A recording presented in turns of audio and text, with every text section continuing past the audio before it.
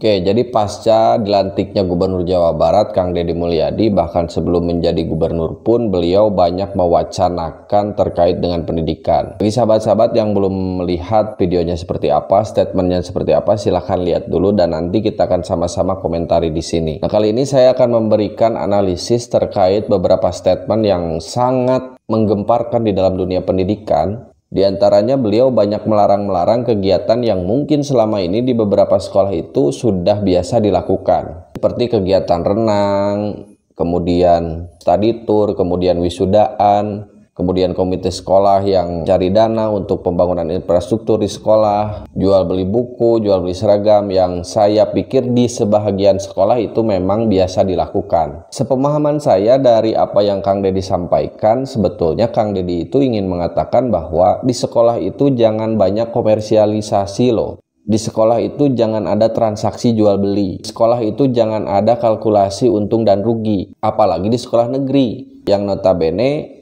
pegawai-pegawainya itu digaji oleh pemerintah, biaya operasionalnya pun dibantu oleh pemerintah, sehingga tidak patut sekolah itu memungut biaya atau melakukan transaksi jual beli dengan orang tua, dengan siswa, dan lain sebagainya. Nah, menurut saya kalau substansinya ke sana, kita justru harus dukung. Dan kita juga harus bangga dengan wacana-wacana yang akan beliau aplikasikan nantinya. Tetapi kalau kita lihat satu persatu, misalnya contoh soal renang. Kalau soalnya adalah uang yang dibebankan kepada orang tua atau anak untuk membayar renang, karena tiket masuk itu memang harus bayar, ya pertanyaannya bisa tidak di-cover pembiayaan renang itu oleh pemerintah? Dan jadwalnya juga tinggal bisa diatur, mau sebulan sekali, semester berapa kali, setahun berapa kali, itu gampang soal jadwal. Kemudian misalnya soal gadget yang dilarang dibawa di sekolah, kita harus kembali ke sumber buku sebagai sumber belajar. Ya itu juga menurut saya tinggal dibuat aturannya, karena itu ranahnya kurikulum. Apakah memang di kurikulumnya itu dan visi misi sekolahnya itu ingin menciptakan peserta didik yang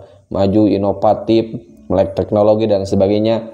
Itu tinggal dibuatkan komitmen saja bahwa apa orientasi pendidikan di Jawa Barat, sehingga masyarakat, guru-guru, dan semua stakeholder yang ada di pendidikan itu menjadi mengerti. Oh, ternyata tujuannya dilarang bawa HP itu, Kang Deddy ingin Jawa Barat itu corak pendidikannya begini loh. Kemudian soal program study tour, wisuda itu kan bukan bagian dari akademik. Itu biasanya diusulkan oleh sebagian wali murid, diangkat di forum komite, kemudian dirapatkan di sekolah. Dan kalau toh memang misalnya tidak boleh ada kegiatan resepsi lah di wisuda, ya bisa-bisa saja pemberian ijazah itu tidak harus keluar kota, tidak harus ada acara, makan dan lain sebagainya, itu bisa saja. Tetapi juga harus dipikirkan konsepnya bagaimana supaya wisuda itu dianggap berkesan untuk para wali, para siswa-siswi. Karena memang sebahagian juga punya anggapan atau saya rasa punya kesepakatan soal bahwa wisuda itu satu kali seumur hidup dan harus diabadikan, harus terkesan terkenang gitu loh. Kalau soal study tour misalnya dilarang, menurut saya kalau larangannya itu substantif, mengkritik realitas yang ada bahwa sebagian besar study tour itu hanya wisata-wisata, itu justru sangat kita harapkan dari seorang pemimpin, harus kita dukung. Ya meskipun sebetulnya ada juga sebagian orang yang menganggap bahwa ya study tour itu di sekolah merupakan ajang membersamakan anak, main dan lain sebagainya. Ada juga pembelajaran yang bisa diambil di sana. Ya kembali lagi kalau soal biaya, ya bisa tidak pemerintah mengcover biaya-biaya study tour yang dilakukan oleh setiap sekolah? Kan itu pertanyaannya. Kemudian kalau soal infrastruktur yang sering diselenggarakan oleh komite, udunan, kemudian meminta bantuan dari luar, ya pertanyaannya adalah bisa tidak ketika ada sesuatu yang rusak, butuh perawatan segera, itu bisa akselerasi secara birokrasi. Karena yang namanya aset pemerintah kan itu harus berjenjang, ada birokrasinya, tidak kemudian bisa tiba-tiba dibetulkan. Ya masa iya sih WC misalnya macet, toilet macet, di semua toilet macet, kemudian kita harus menunggu bantuan dari pemerintah yang entah berantah atau mungkin lama, ya pasti di sana semua orang akan berpikir, yuk bagaimana caranya ini segera diperbaiki karena ini urgent. Jadi memang harus lebih kepada percepatan birokrasinya.